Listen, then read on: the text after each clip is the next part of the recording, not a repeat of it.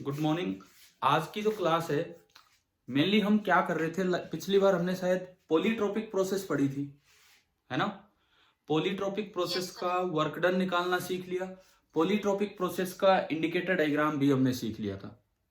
ठीक है। अब देखो, पॉलीट्रोपिक का एक स्पेशल केस होता है एडियाबेटिक प्रोसेस, उस पर अभी हम आएंगे। सबसे पहले मैं एक क्वेश्चन से शुरुआत कर रहा हूं।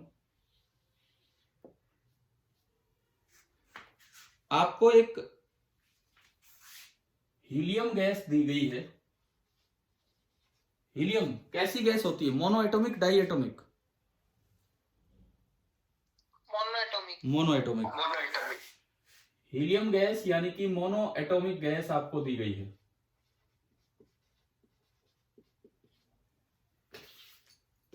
कपड़ा गीला था, उससे सारा गीला हो गया।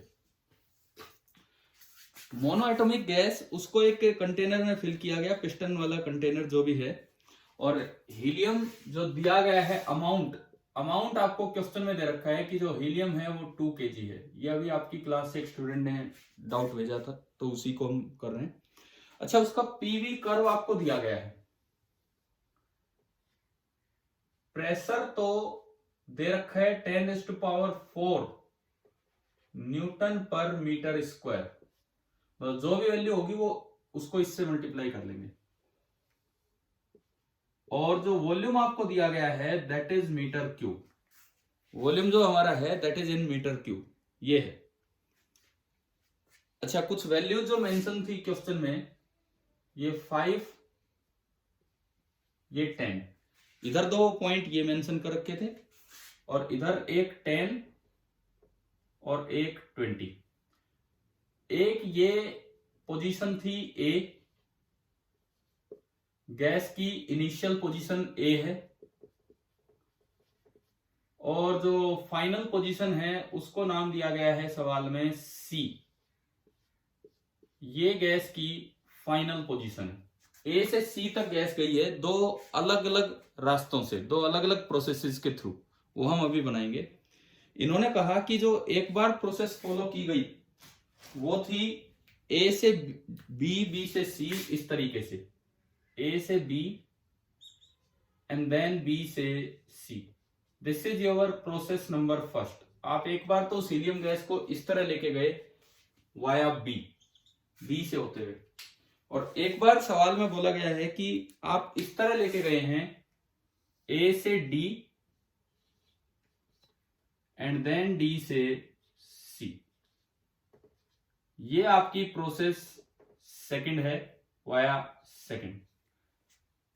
हाँ भाई बताओ, क्वेश्चन में क्या गिवन है, समझ आ रहा है यहां तक? एक 2 kg हीलियम गैस है, उसको ए से सी तक ले जा रहे हैं दो बार, दो अलग अलग प्रोसेसेस के थ्रू, एक बार एबीसी एक बार एडीसी। आपको उसमें निकालना था कि एनर्जी कितनी सप्लाई करनी पड़ेगी इन दोनों प्रोसेसेस में। Find delta Q in both the processes. ये आपको निकालना था कि डेल्टा क्यू क्या होगा दोनों प्रोसेस में। हाँ जी मिलन, यही है ना क्वेश्चन, देख लो एक बार, यही था आपका सवाल।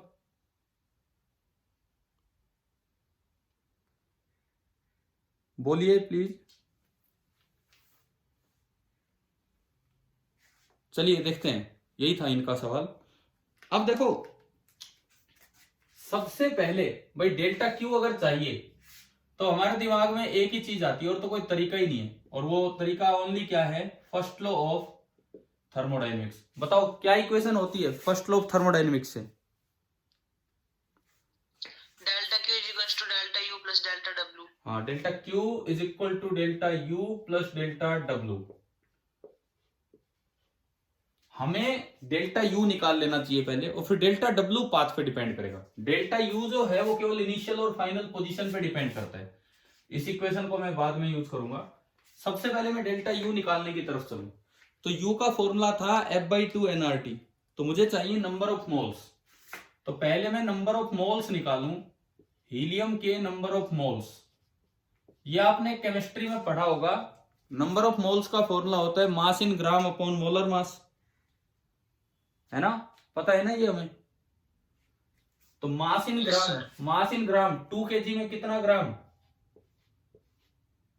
2000 ग्राम। और मोलर मास कितना होता है इसका,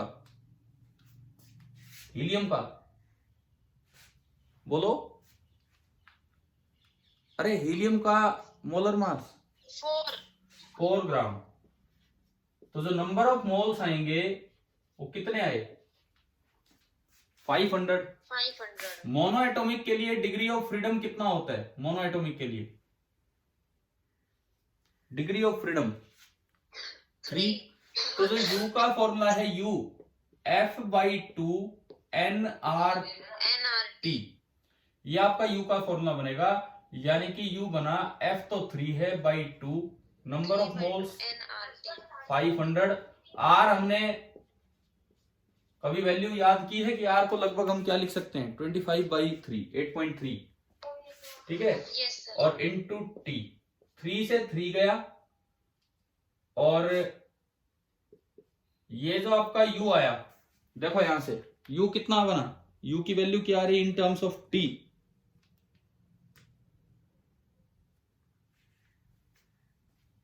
$500 का आधा 225, चलो 225 इंटू 25 इंटू T, ये आ गया। अब अगर डेल्टा U चाहिए तो आपको एक तो T इनिशियल निकालना होगा और एक T फाइनल निकालना होगा। इससे ग्राफ को रीड करके आप T इनिशियल निकालो और T फाइनल निकालो। T इनिशियल मतलब T at A using ideal gas equation, PV is equal to nRT। P, A पे प्रेशर कितना है बताओ? A पे प्रेशर कितना है? 5 इंटू 10⁴। आ गया समझ? A पे प्रेशर है 5 इंटू 10⁴। A पे वॉल्यूम कितना है? A पे वॉल्यूम ऐसा यूनिट में 10 metre cube. Number of moles आपका है 500। R आप मान लिया करते हैं 25/3, और ये आपका आया T इनिशियल। हाँ जी भाई, समझ आ गया? इक्वेशन समझ आई T इनिशियल की कैसे बनाई हमने? बताओ तो, फटाफट बताओ यहां से T इनिशियल कितना आ रहा है? T इनिशियल बताएं कितना आया?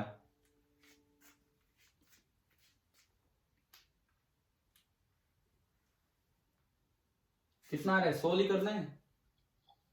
Excuse me sir. हाँ जी बोलिए।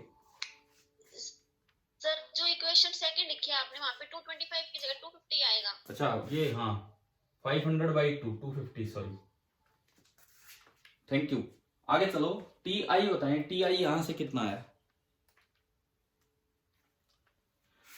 2 0 से 2 0 गए, 100 बचेगा, 25 गुना 4 50, 4 3 12, 120 आ रहा है शायद। एक बार कंफर्म कीजिए, 120 आ रहा है क्या? आप सोल्व करके देखो, यही आ रहा है क्या? T इनिशियल है ना? ठीक है। अब निकालते हैं T फाइनल। अब निकालते हैं T फाइनल मतलब T एट C। मैं आपके ग्रुप पे क्वेश्चन इस क्लास के बाद सेंड भी कर दूंगा, जो क्वेश्चन इन्होंने भेजा है। बाकी आप ये समझ आ ही रहे यहां से क्या है क्या नहीं। T फाइनल अगेन आप लगाओ PV is equal to nRT, और ग्राफ से रीड करके आप वैल्यूज रखिए ताकि आप T एट C निकाल सके। P कितना है? P C पे 10 इंटू 10⁴। वॉल्यूम कितना है C पे? 20। Number of moles 500। R 25/3, और T की वैल्यू T फाइनल। यहां से बताओ T फाइनल कितना आया?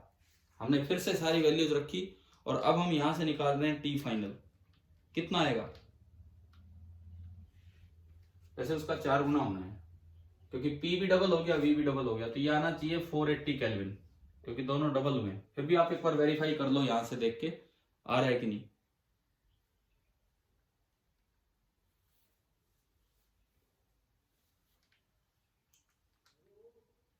हाँ भाई बताओ, आ गया? T इनिशियल ये, T फाइनल ये, आया कि नहीं आया समझ? Yes sir. ठीक है। अब यहां से मैं निकालूं डेल्टा U, डेल्टा यू बनेगा, ये चीज तो कॉमन आ गई, 250 इंटू 25 तो कॉमन आ गई, और अंदर बचेगा, एक बार यू इनिशियल लिखोगे तो टी इनिशियल लिखा जाएगा, यू फाइनल लिखोगे तो टी फाइनल लिखा जाएगा, और जब सब्ट्रैक्ट करोगे तो अंदर बचेगा T final minus T initial.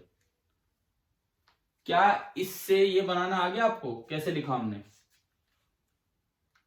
ठीक है, yes sir. T final minus T initial 360, तो ये आ रहा है 250 इंटू 25 इंटू 360 जूल। 3 जीरो तो किलो में ले जाना, बाकी बताओ ये कितना आ रहा है? ये जो डेल्टा यू निकल के आया, ये डेल्टा यू कितना निकल के आया?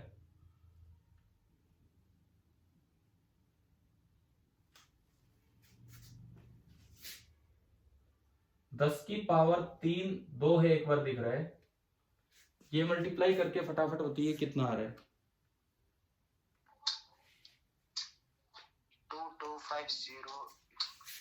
2250 इंटू 10 टू पावर 2 जूल। इस जीरो को मैं इधर एडजस्ट कर लू, 2250 इंटू 10 टू पावर 2 जूल आ रहा है क्या? ये आ रहा है कि कितना आ रहा है बताओ ढंग से। इतना कम तो नहीं, या तो ये इतना आएगा इंटू 10 टू पावर 2, इतना आना चाहिए। देखो मैंने एक जीरो ये वाली ली, एक जीरो ये वाली ली, और इसके अलावा जो प्रोडक्ट है वो ये आ रहा है कि नहीं?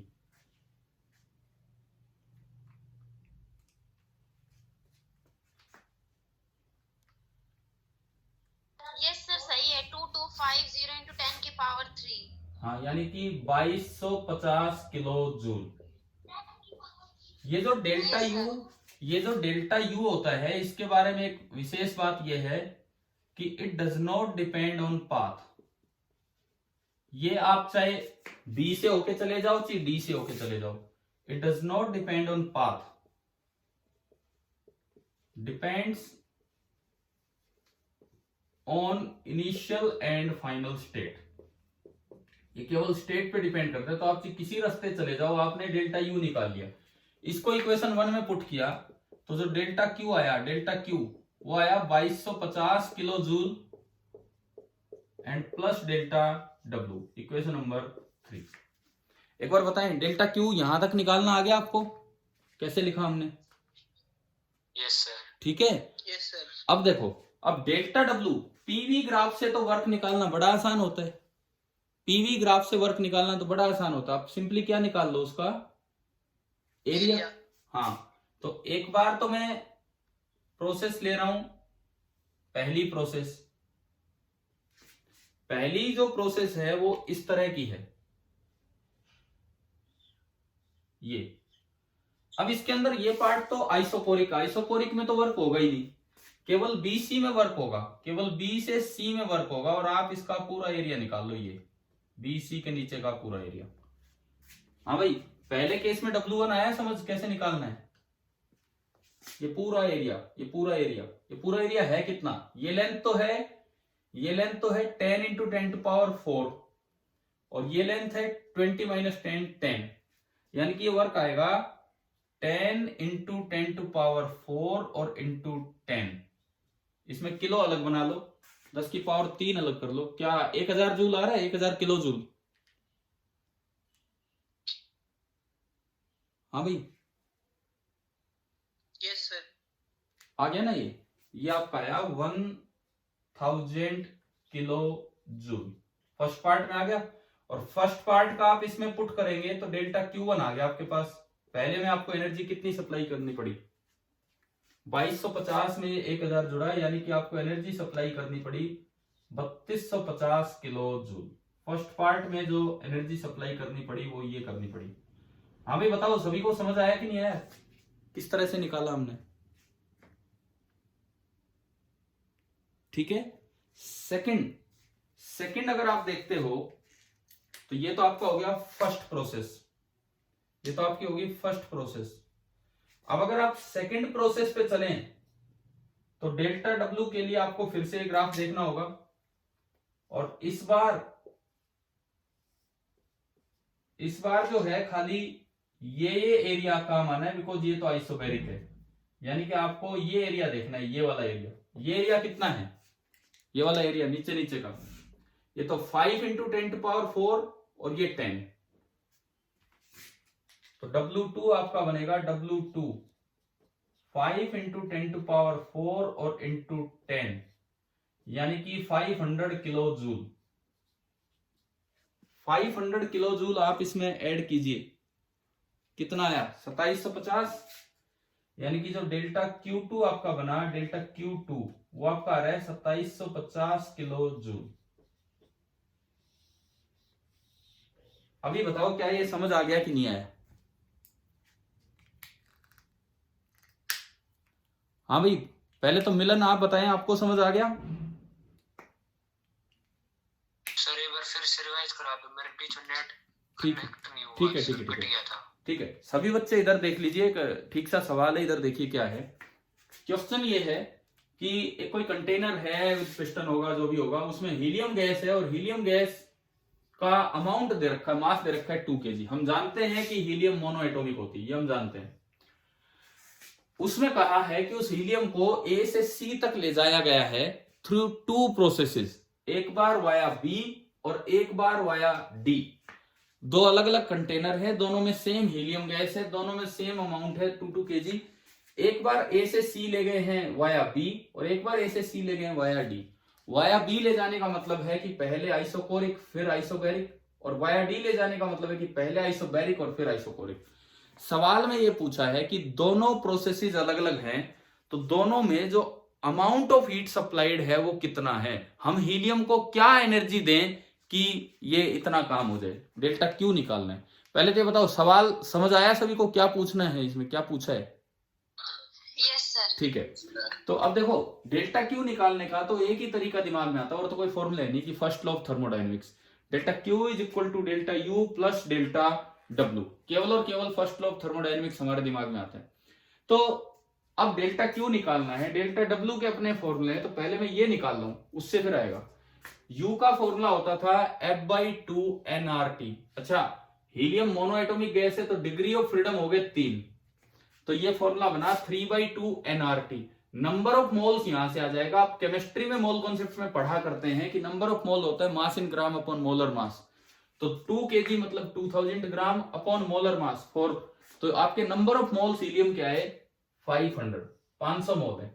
मैंने यहां पुट कर दिया, F की जगह 3, N की जगह 500, R की अप्रोक्सीमेट वैल्यू होती है 25/3 जो हमें कैलकुलेशन में आसानी देगी, और इनटू जो भी टेम्परेचर है वो 3 से 3 कटा, तो ये आपका आया 250 × 25 और इंटू T।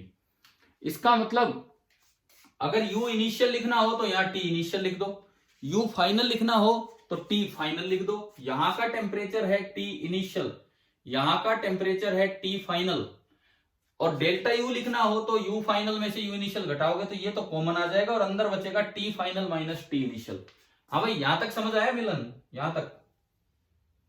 Yes sir. अब देखो T कैसे निकाला, T आइडियल गैस इक्वेशन से हमने निकाला। आइडियल गैस इक्वेशन एक बार A पे लगाई, PV = nRT, तो वो इनिशियल टेम्परेचर आएगा।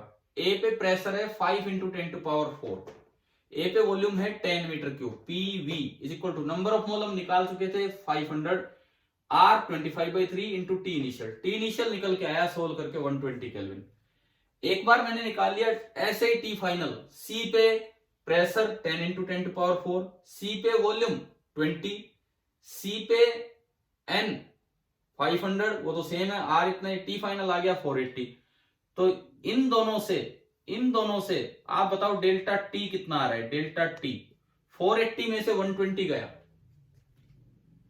480 में से 120 गया, कितना आया? 360। मैंने इसकी जगह 360 रख दिया, ये थोड़ा सिंप्लीफाई किया, किलो में कन्वर्ट कर दिया, डेल्टा U आ गया।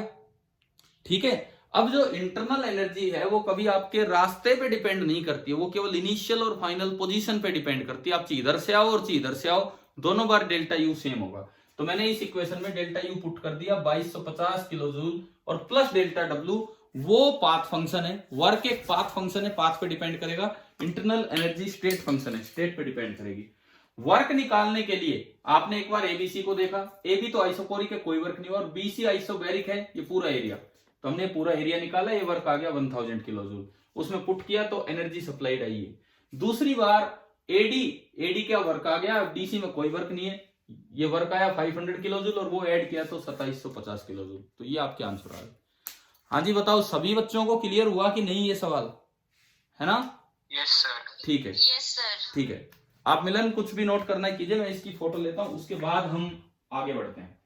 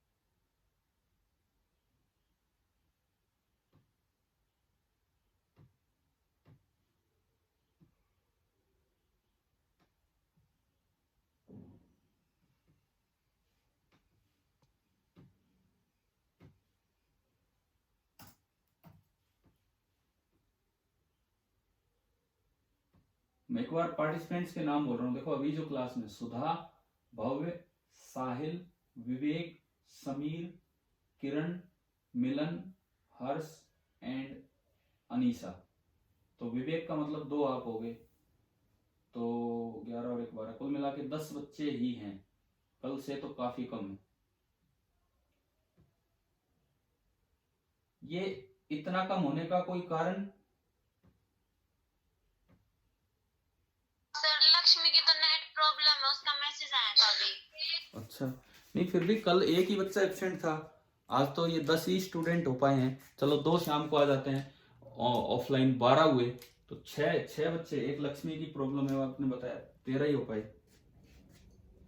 चलो भाई मैं आगे बढ़ता हूं अब, ठीक है? और हम उस पॉलीट्रोपिक वाले काम को थोड़ा सा और आगे बढ़ाते हैं, उसका एक बड़ा स्पेशल केस लेके, and that is adiabatic process.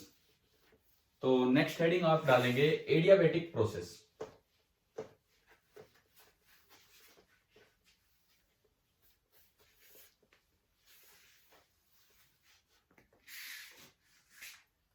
अभी तक तो एडियाबैटिक दीवारें थी, अब प्रोसेस भी एडियाबैटिक होगी। अभी तक तो हम वॉल्स का नाम बोलते थे, डायाथर्मिक एंड एडियाबैटिक। अभी जिस प्रोसेस पे हम चले हैं दैट इज एडियाबैटिक प्रोसेस। क्या होती है एडियाबैटिक प्रोसेस? क्या मतलब है, इसके नाम से क्या पता लग रहा है? एक ऐसी प्रोसेस जिसमें कोई एनर्जी आप सप्लाई नहीं कर पा रहे हो। एडियाबैटिक प्रोसेस का मतलब है कि डेल्टा क्यू बिल्कुल कितनी हो जाए? 0। अच्छा, ये कैसे कैसे पॉसिबल है वो सुनो आप। Either the container is non conducting, या तो जो आपका कंटेनर है, ये कपड़ा बहुत गीला हो रहा है, इससे चौक नहीं चल पा रहा इससे। Either the container is non conducting, मतलब एडियाबैटिक दीवारें हों चारों तरफ से, और द प्रोसेस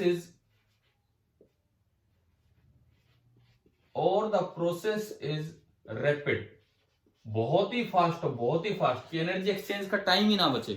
कोई भी स्लो प्रोसेस अक्सर आइसोथर्मल होती है और रैपिड प्रोसेसेस अक्सर एडियाबैटिक होती हैं। स्लो प्रोसेसेस आइसोथर्मल होती हैं और रैपिड प्रोसेसेस आपकी एडियाबैटिक हुआ करती हैं। इनमें डेल्टा क्यू हुआ करेगा 0। अच्छा, डेल्टा क्यू अगर 0 है तो एक बड़ी आसान सी चीज हमें दिख रही है, first law of thermodynamics. Delta Q that is equal to delta U plus delta W. Delta Q 0 है, it means delta U is minus of delta W। इसका क्या मतलब है? Delta U is minus of delta W का ये मतलब है अगर गैस एक्सपेंड कर रही है, मैं एक बार एक्सपेंशन केस लूं और मैं एक बार कंप्रेशन केस लूं। गैस अगर एक्सपेंड कर रही है तो work done by gas delta W positive होता है कि नेगेटिव? बताओ। एक्सपेंशन में work done by the gas positive होता है कि नेगेटिव? पॉजिटिव। पॉजिटिव। और कंप्रेशन में नेगेटिव। नेगेटिव, और उसका नेगेटिव डेल्टा U है, तो delta U is here negative and delta U यहां पे क्या हो जाएगा? Positive. Positive. Delta U delta T पे डिपेंड करता है, तो डेल्टा T यहां नेगेटिव है और डेल्टा T यहां पॉजिटिव है। इसका मतलब टेम्परेचर यहां डिक्रीज हुआ है। डेल्टा T नेगेटिव का मतलब फाइनल टेम्परेचर कम है और टेम्परेचर यहां इंक्रीज हुआ है। इसका मतलब यहां कूलिंग हुई है और यहां पे क्या हुई है? हीटिंग। तो हम डायरेक्टली भी याद कर सकते हैं रिजल्ट कि एडियाबेटिक एक्सपेंशन में कूलिंग होती है और एडियाबेटिक कंप्रेशन में आपकी हीटिंग होती है। एडियाबेटिक एक्सपेंशन में कूलिंग होती है और एडियाबेटिक कंप्रेशन में हीटिंग हुआ करती है। बताओ, ये इतनी बात समझ आई? Yes sir. ठीक है। अब जो इसकी इक्वेशन बनती है प्रोसेस की, इक्वेशन ऑफ प्रोसेस, कैलोरीमेट्री आपने पढ़ा था मेरे आने से पहले। कैलोरीमेट्री आप पढ़ चुके हैं ना, थर्मल प्रॉपर्टीज वाले चैप्टर में। उसमें टर्म आती है स्पेसिफिक हीट कैपेसिटी। बताओ। Yes sir. सीपी सीवी दो टर्म्स आई हैं गैस की, सीपी सीवी इस तरह से। Specific heat capacity at constant pressure, specific heat capacity at constant volume. अगर वो नहीं है तो फिर हम उसमें करेंगे, केटीजी में करेंगे। ठीक है, अगर वहां नहीं है तो हम केटीजी में करेंगे इसको। तो अभी आप सुनो, एक टर्म होती है गामा, एक रेशियो होता है गामा, जिसको बोलते हैं specific heat at constant pressure upon specific heat at constant volume for a gas. लेकिन हम डिग्री ऑफ फ्रीडम पढ़ चुके हैं, तो गामा का एक फॉर्मूला जो हम आगे पढ़ कर लेंगे उसमें केटीजी में, गामा का एक फॉर्मूला होता है 1+2/f। अब इसकी इक्वेशन ऑफ प्रोसेस होती है pressure into volume raise to power gamma constant. और देखो, ये जिस तरह का फॉर्मूला, ये हमेशा एक से बड़ा है, 1 प्लस समथिंग है तो ये हमेशा एक से बड़ा है। तो आपने आइसोथर्मल पढ़ी थी, उसकी इक्वेशन थी P इंटू वी बराबर कांस्टेंट। आइसोबैरिक पढ़ी थी, P इंटू वी की पावर 0 वो कांस्टेंट। कोई भी पॉलीट्रोपिक है, P इंटू वी की पावर x कांस्टेंट। अगर वो x की वैल्यू गामा है, ये कोई वो एक्सपेंशन का कोफिशिएंट नहीं है अल्फा बीटा गामा, ये ध्यान रखना। ये गामा स्पेसिफिक हीट्स का रेशियो होता है फॉर अ गैस और इसकी वैल्यू होती है 1+2/f। तो एडियाबेटिक प्रोसेस की जो इक्वेशन हुआ करती है वो होती है PV raise to power gamma constant. इसका ये मतलब है कि P initial into V initial raise to power gamma that is equal to P final into V final raised to power gamma। Gamma gas पे डिपेंड करता है, उसकी degree of freedom पे, 1+2/f। एक बार बताओ, यहां तक समझ आया? Yes sir. ठीक है। अब मुझे आप बताओ, वर्क डन बाई गैस का क्या एक्सप्रेशन बनेगा? आपने पॉलीट्रोपिक प्रोसेस में x की टर्म्स में याद कर रखा है। क्या फॉर्मूला याद कर रखा है? P final V final minus P initial V initial, वहां लिखते थे अपॉन 1 - x, किया था ना पिछली क्लास में हमने, अपॉन 1 - x। Yes sir. वो x की जगह यहां क्या है? x की जगह गामा, x की जगह यहां पे गामा है। या फिर NR T final minus T initial, वहां आपने याद किया था 1 - x, x की जगह यहां क्या आ जाएगा? गामा। एडियाबेटिक प्रोसेस में work done by the gas के ये फॉर्मूले होते हैं। ये बिल्कुल वैसा ही है पॉलीट्रोपिक जैसा ही, बस उसका एक स्पेशल सा केस है। हाँ जी, बताओ, समझ आया एडियाबेटिक क्या है? Yes sir. ठीक है, कीजिए, ये नोट कीजिए, फिर हम आगे बढ़ते हैं। इसके बाद कुछ भी अगर और डाउट लगे तो इसमें पूछ लेना, तब तक आप ये लिख लीजिए।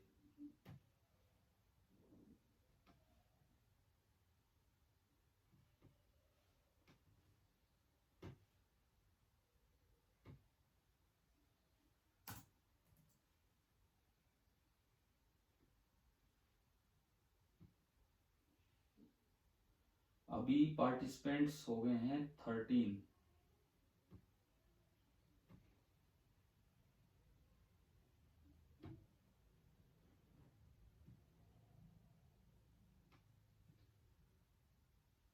और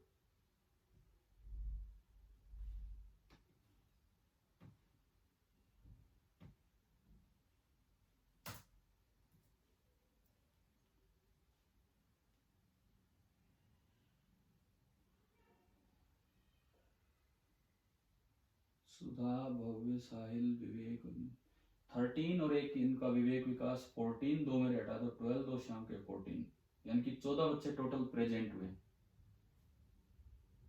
4 अभी भी रह गए हैं।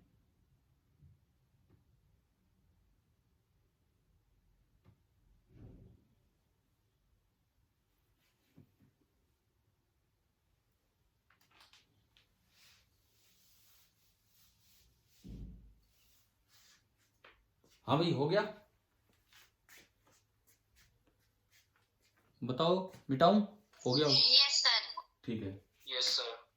तो इससे हमें रिजल्ट मिला कि एडियाबेटिक एक्सपेंशन में कूलिंग होती है, एडियाबेटिक एक्सपेंशन कंप्रेशन में हीटिंग होती है, और ये वर्क के आपके फॉर्मूले आ गए। गामा आपका होता है 1+2/f। अच्छा आप देखो सुनो, एक क्वेश्चन था, अभी मेरे पास नहीं हो सवाल, आपके सीपीपी में एक सोल्ड एग्जांपल था जिसका आंसर 2500 जूल या -2500 जूल कुछ ऐसा था। एक सोल्ड एग्जांपल है जो हमने डेल्टा क्यू बराबर delta U plus delta W लगा के वर्क निकाला है। नॉन कंडक्टिंग कंटेनर उसमें दे रखा है, देखेंगे आप एक बार कौन सा एग्जांपल है, एग्जांपल 3 है कि कौन सा है? सर एग्जाम्पल 3 है। हाँ एग्जांपल 3 है। कौन से सीपीपी में है ये? 3 सीपीपी 3 में। सीपीपी 3 का एक बार आप दोबारा से आए एग्जांपल नंबर 3 पे, सीपीपी 3 के एग्जांपल नंबर 3 पे आप दोबारा आए। एक्चुअली उसकी अब क्या डिटेल्स हैं वो आप बताएंगे क्योंकि मेरे पास वो पेज अभी है नहीं। अब देखो उस दिन जो हमने वो किया था ना, जब तक हम एडियाबेटिक में वर्क निकालना नहीं सीखे थे तो हमें फर्स्ट लॉ से जाना पड़ा था, delta Q is equal to delta U plus delta W, और वहां से हमने डेल्टा डब्ल्यू निकाला था। याद है आपको या उसमें ऐसा सॉल्यूशन दिया होगा? उस सवाल में उस क्वेश्चन में लिखा है कि डेल्टा क्यू हमने 0 लिया। क्यों लिया? क्योंकि क्वेश्चन में लिखा है नॉन कंडक्टिंग कंटेनर है, लिखा है ना, उस क्वेश्चन में लिखा है कि जो कंटेनर है वो Yes, sir. नॉन कंडक्टिंग है। तो yes sir. CPP 3 example number 3 sir ये आपने करवाया भी था ना उस दिन करवाया था जब मैं एडियाबेटिक का वर्क निकालना नहीं जानता था। तो मैंने पहले डेल्टा क्यू लिखा, फिर मैंने डेल्टा यू निकाला, और फिर मैं फर्स्ट लॉ लगा के क्या निकाल के लाया? Delta W. वो तरीका तो आ गया आपको समझ? Yes sir. अब मैं आपको रिपीट होमवर्क दे रहा हूं, आप उसको ना इस मेथड से ट्राई करेंगे, आप उसको इस मेथड से ट्राई करेंगे। मैं यहां पे लिखता हूं, नाउ ट्राई क्वेश्चन या एग्जाम्पल नंबर 3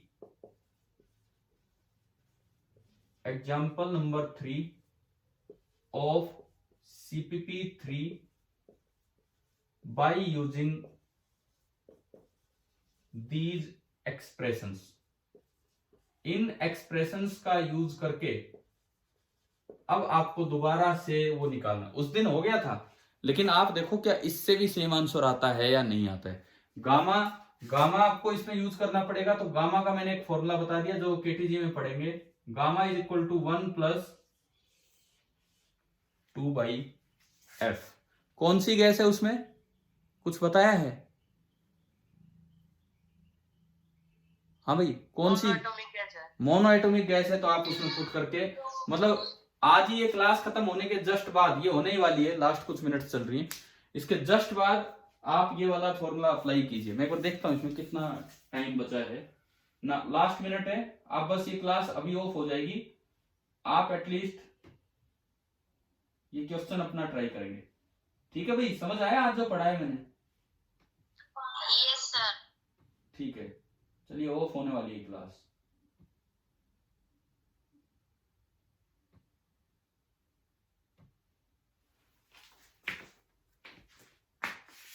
वीडियो मैंने रिकॉर्ड कर लिया है, मैं अपलोड भी कर दूंगा।